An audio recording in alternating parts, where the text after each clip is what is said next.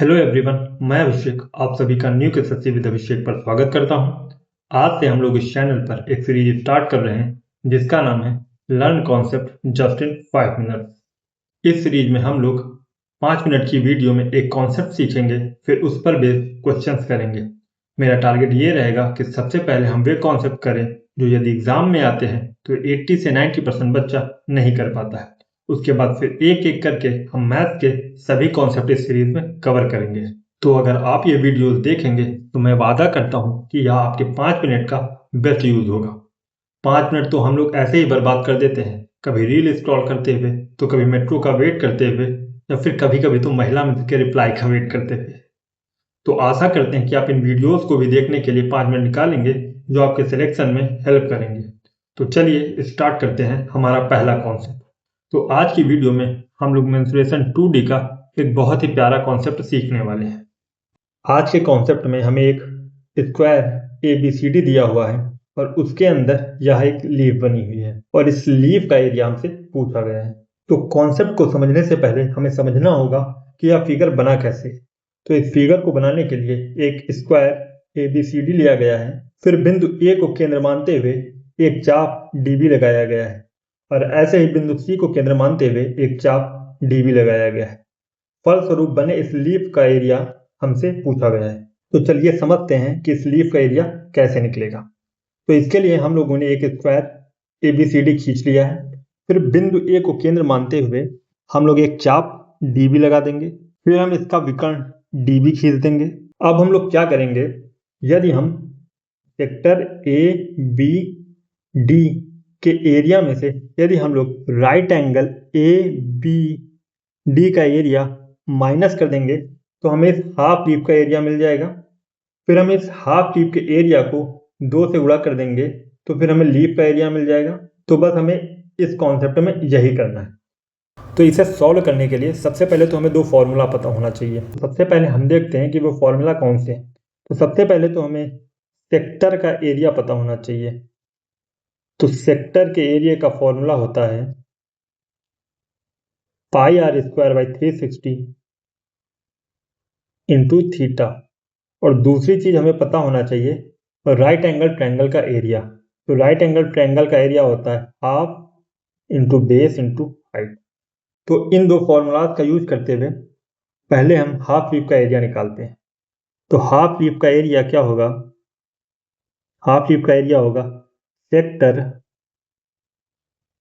ABD का area minus triangle ABD का area. तो सेक्टर का एरिया क्या होगा, पाई आर यहाँ पर A हो जाएगी जो कि इस वर्ग की भुजा है, तो ये हो जाएगा πa²/360। और चूंकि स्क्वायर का प्रत्येक एंगल 90 डिग्री होता है इसलिए यहाँ पर थीटा 90 डिग्री हो जाएगा। फिर माइनस ट्रायंगल का एरिया हाफ, इसका बेस A है और चूंकि यह एक स्क्वायर है तो इसकी हाइट भी एक ही होगी क्योंकि स्क्वायर की चारों भुजाएं बराबर होती हैं। तो यहाँ पे ट्रायंगल का एरिया हो जाएगा हाफ A इंटू A।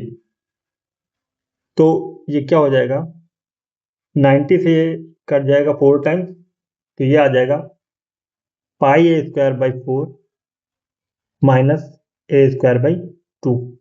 अब हम यहाँ पर पाई की वैल्यू पुट कर देंगे जो कि होती है 22/7 इंटू a²/4 माइनस a²/2। तो यहाँ इसको 2 से काट देंगे तो ये आ जाएगा 11a² माइनस a²/2।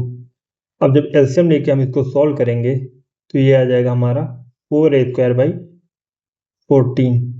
फिर इसको हम 2 से काट देंगे तो ये आ जाएगा 2a²/7।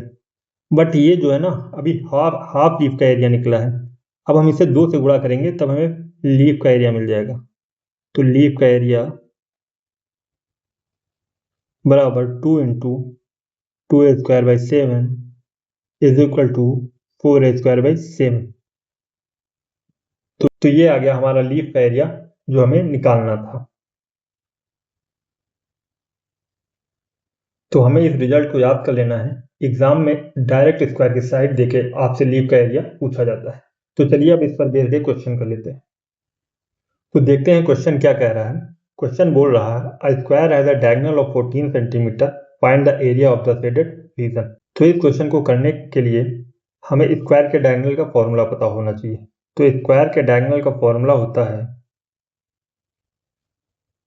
√2 है। इसका यूज करते हुए हम पहले ए का मान निकालेंगे, फिर हम इस फॉर्मूले में ए की वैल्यू रख के इस शेडेड रीजन का एरिया निकाल लेंगे। तो चलिए करते हैं। तो √2 इज इक्वल टू 14, तो यहाँ से ए आ जाएगा 7√2। अब हमें शेडेड एरिया निकालना है, तो हम ए की वैल्यू डायरेक्ट इस रिजल्ट में रखेंगे, तो आ जाएगा 4 अंडर 7√2 का स्क्वायर बाई 7। तो ये आ जाएगा 4 7√2 इंटू 7√2 बाई 7। 7 से 7 कट जाएगा, ये 2 बन जाएगा, तो ये आ जाएगा 8 into 7 is equal to 57 centimetre square. ये हमारा आंसर हो जाएगा। और इसी पर बेस्ड ये होमवर्क क्वेश्चन आपके लिए है। कमेंट में अपना आंसर बताइएगा। तो आज के लिए इतना ही, मिलते हैं नेक्स्ट वीडियो में। अगर आपको हमारा कंटेंट पसंद आ रहा है तो हमारे चैनल को सब्सक्राइब करिए और बेल आइकन को प्रेस करना मत भूलिए, क्योंकि इस चैनल पर ऐसी बहुत सी वीडियो आएंगी जो आपको आपकी मंजिल तक पहुंचाने में बहुत ही मदद करेंगी। धन्यवाद।